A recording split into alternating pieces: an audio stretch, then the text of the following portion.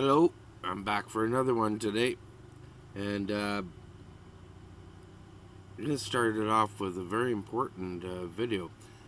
This is Michelle Ferreri, and she's a former MP for the Peterborough area, and I've shown a lot of her videos on my channel. And I started watching this one. It's a long video, and I'm showing the whole thing. It's my show. I'll do what I want, right? And she's definitely somebody. She's conservative, obviously, because I'm showing it on here. And she was a conservative MP. And I obviously agree with most things, pretty much everything that she has posted. And there's been times where I felt like she's actually talking to me personally, as kooky as that sounds. But this is a very special, poignant message, and I'm going to shut up and let's just get right into it. I think I've got it queued up right. Here we go. Hey, my name is Michelle. I'm a mom. I'm an entrepreneur. I was a member of Parliament for the Conservative Party of Canada. Before I got into politics, I really thought everybody had good intentions, and it didn't really matter what you did. Whatever was going to happen anyway. And I make this video because I genuinely think we're in some kind of psychological war. People are being assassinated in public for what they say. I believe humanity's been here before. I haven't in my lifetime. I'm 46, and I know we'll get through it. But I also think if I don't say anything, then you don't know what I know based on what I've witnessed and what I've seen. I need you to challenge what you think you know. I saw friends, family turn on me because they thought because I said I was a conservative. I saw media twist and turn messaging on me.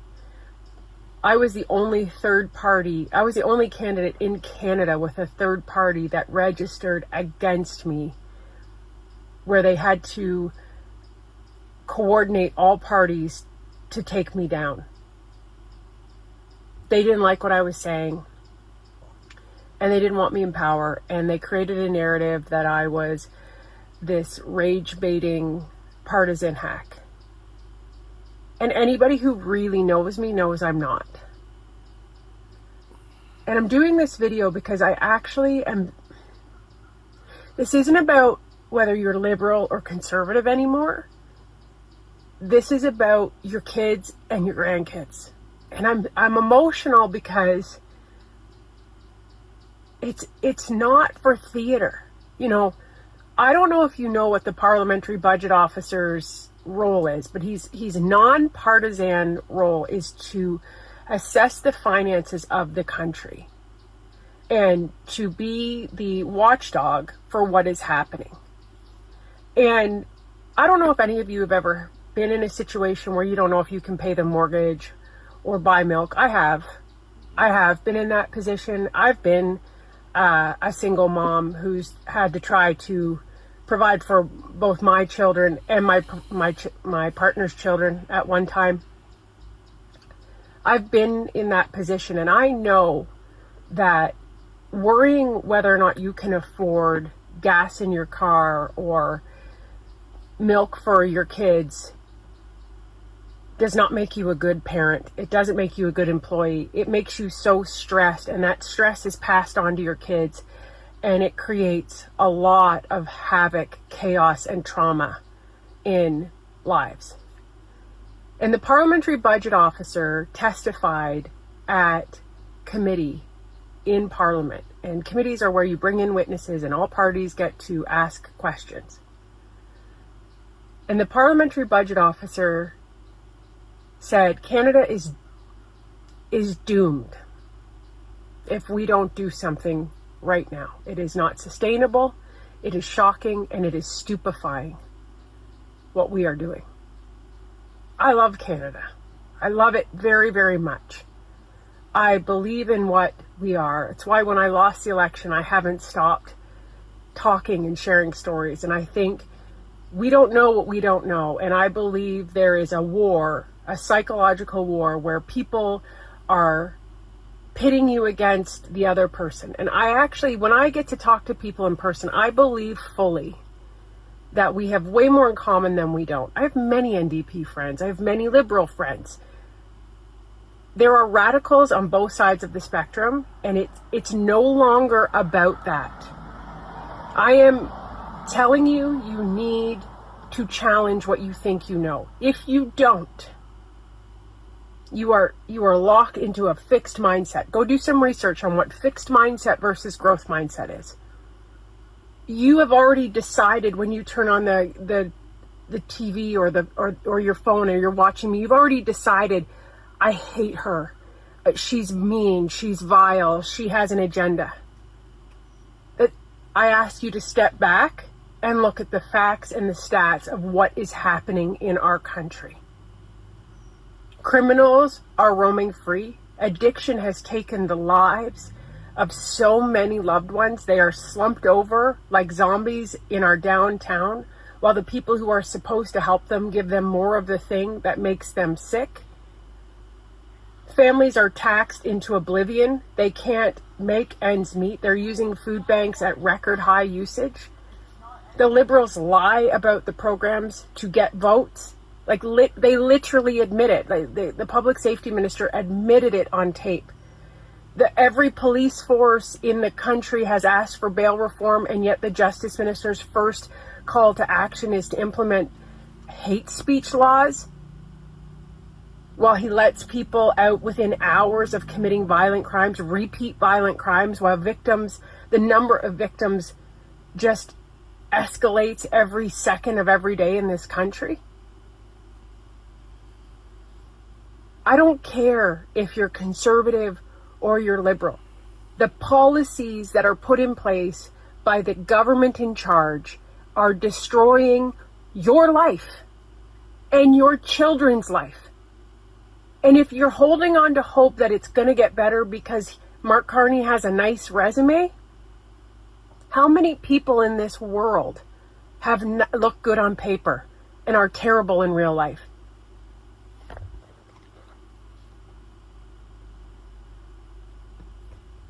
We have went past the point, folks, of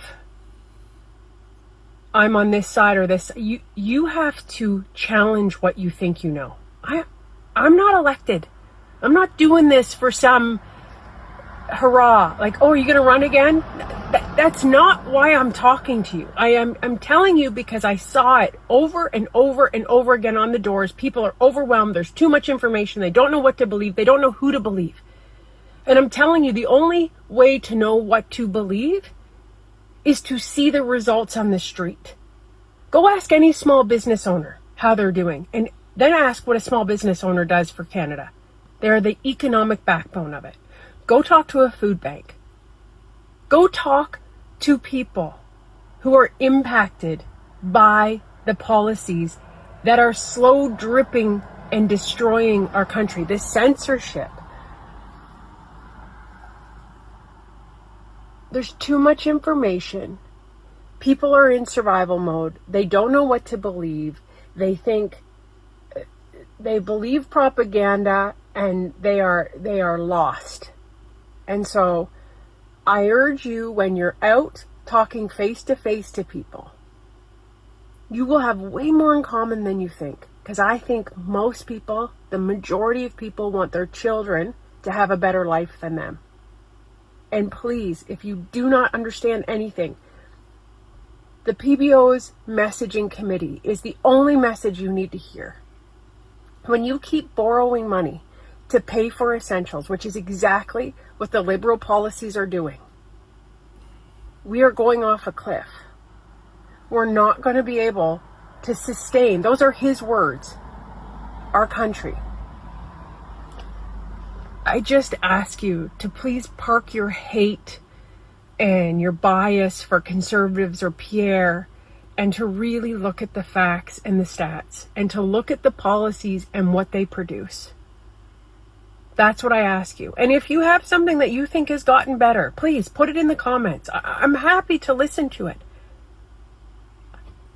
It's not getting better. They lie to you. It is like the most abusive relationship I've ever seen in my life.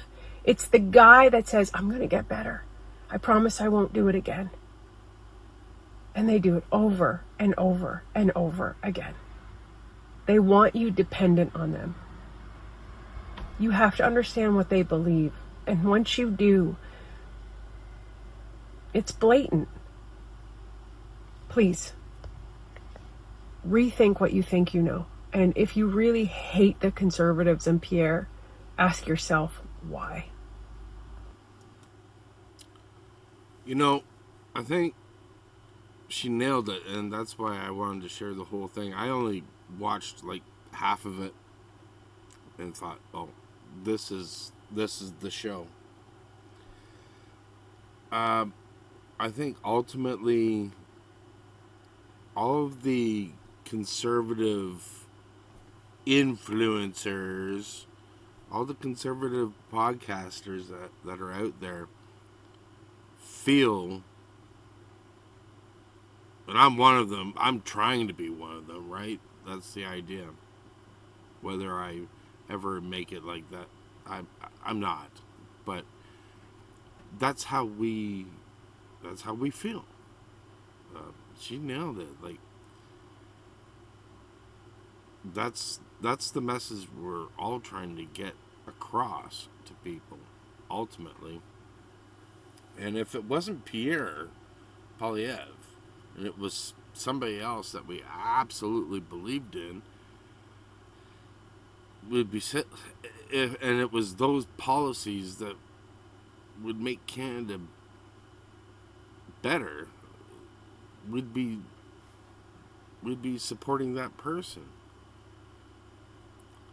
I admit I really wasn't paying attention when I first time around voted Trudeau in.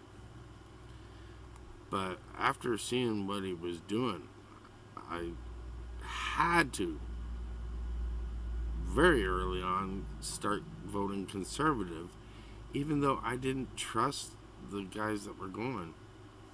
I didn't really know Scheer. I didn't trust him. Something about him I didn't trust. But I really didn't give him a chance until after Pierre got to be leader. I saw more of Andrew's videos and stuff like that. So at the time I didn't trust Scheer, and I knew O'Toole did not stand a chance. I knew he was not the man for the job. All along, as one of the other people that would stand up in the Parliament and start demanding answers, all along, during Scheer, during O'Toole, Pierre Poilievre was the man that was just like, he was a mad dog in Parliament. He made Trudeau look stupid every step of the way. And I called it years ago. I would say it to Katie and anybody that would listen. That's the guy that should be running it. But he was kind of really young, right? Is he perfect? No. And I can understand how he can rub people the wrong way. But, you know, he's not... I can see where people would think he can be smug and arrogant, but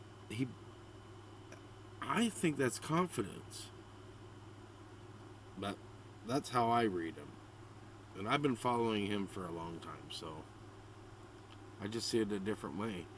And if anybody that doesn't like him actually watched some of the podcasts that he would go on, like Joe Rogan or Diary of a CEO, I really recommend that one.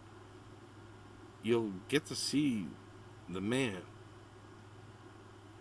that's not being grilled by reporters and stuff like that. The man that's not in Parliament. So check out those. He also did Jasmine Lane's show. You know, get to know the man. And then listen to the policies. I mean, Carney steals the policies. He steals Poilievre's ideas after saying they were bad ideas, steals them, then waters them down, or ends up not doing them.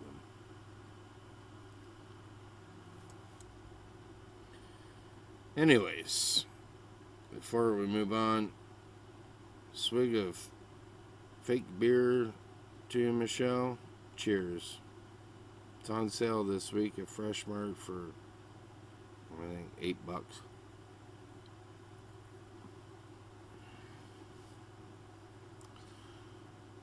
This just in, I haven't had a chance to verify this, so I'm not saying this is for real, but this is Moose on the loose, so he doesn't post falsehoods, and if he does, he admits it. First major world politician apologizes to the unvaccinated. You were right, we were wrong? Danielle Smith, the Premier of Alberta, Canada, is the first major elected politician in the world to issue a heartfelt apology to the unvaccinated for crimes perpetrated against their human rights by the government during COVID. At this point in time, I cannot confirm nor deny that happened. And moving on, this Sean Chen thing, which whatever. So the guy had an accident. He claimed he was too injured to work, but yet he did a trip to China, yada, yada, yada. So this gets in the news. Then it starts magically disappearing from websites. And so, yeah, we look at the meme, and it's just another reason, well, let's cover up this dude, this liberal. We'll cover him up and start attacking Pierre some more. So you look at the bottom here, Global News, CTV News, CP24, Toronto Star. They're start their smear campaign again on Poilievre. It just never ends. Sean Chen's ties to the CCP have hit the news cycle. Yeah, I forgot about that. He has got ties to China. Well, he's Chinese, so... Well, yeah, it's bound to happen, right?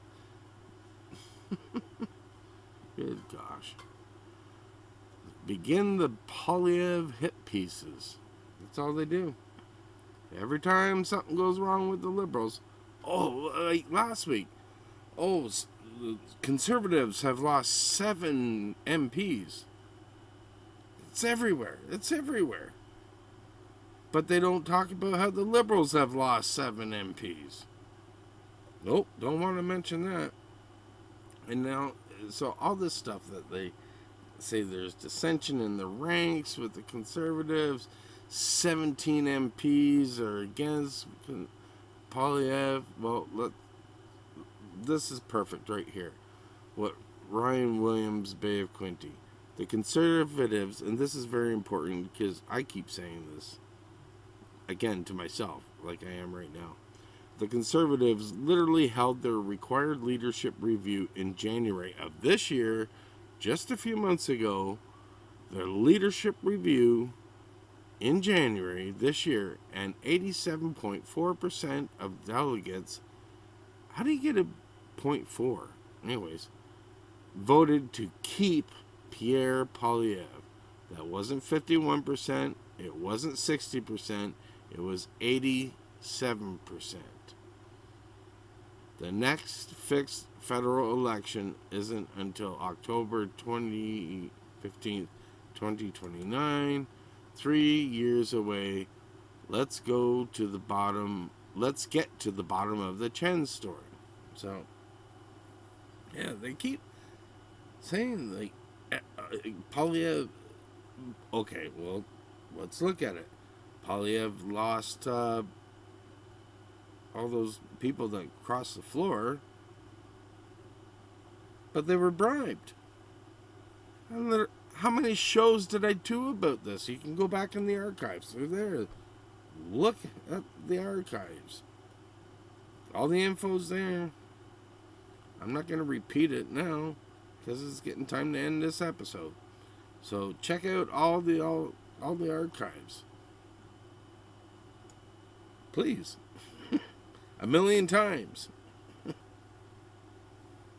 Oh, real quick, this comes in my phone. Carney says U.S. tariff talks are delicate and intense as deadline looms. What's a loom? As deadline looms. Yeah. Delicate and intense. Dude, you've had a year and a half to do this. You wait till Trump forces your freaking hand to the point where we are choked. Well, I had more information, but I'll save it for probably a podcast tomorrow. I didn't think I was going to do one of these ever again, and now I've done 2 in one day.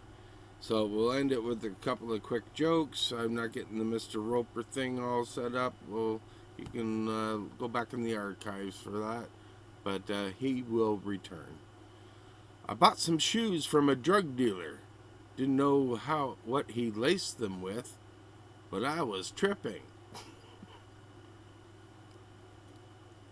Yeah, I'm funnier with the drum track. I got jamming on my mind for later tonight. Laughing track. What's the next joke? I only seem to get sick on weekdays. I must have a weekend immune system. You know what's stupid? Is I actually save these things and then I forget about them, and then I'm so stupid I laugh at them again. There's an R word that has been retired for people like me. Alright. Well, that's it for today, I guess. Let's see what happens tonight. Cheers with a bit of the PC Blonde. Crackling fire. I would love to have a bonfire, but nobody comes to see me. I guess I piss a lot of people off. Anyways, thanks for watching. Hit like, subscribe if you're not already. Hit share. Leave a comment. Leave a dime. Whoa, screen froze up. Oh, alright, we're back. I froze up there. Anyways, take care of yourselves, take care of each other, and God bless.